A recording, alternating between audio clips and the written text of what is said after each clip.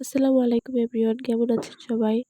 সজনে পাতা আমরা প্রায় অনেকেই চিনি, অনেকেই এর সাথে পরিচিত, কারণ আমরা অনেকেই সজনে ডাঁটা খেয়ে থাকি এবং অনেকের পছন্দের।